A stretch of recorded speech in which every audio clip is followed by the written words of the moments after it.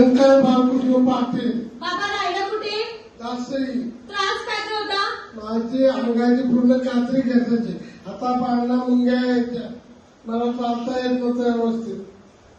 पहिल्या दिवशी कसे चालत आले होते? हाताला धरून, काठीला धरून. आणि आता मला चालून दाखवा जरा. हा चालून दाखवा. या चला या.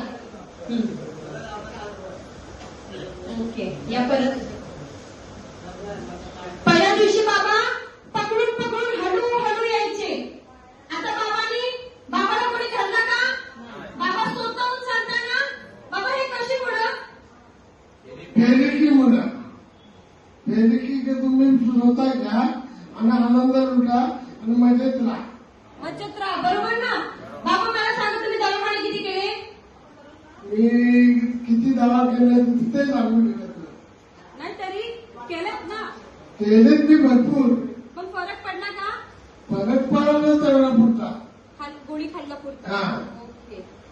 गोळी खाल्ला पुरताच फक्त फरक पडलं. परत ते त्रास होता बाबांना. तर बाबा हे ऐकून काय सांगू शकता? तुम्ही फेरिकी घ्या. फेरिकीचा आनंद घ्या आणि रोज या. आई बापा सांगू नका माझी दुखते. नाही आलं तर तुम्ही आजारी पडा.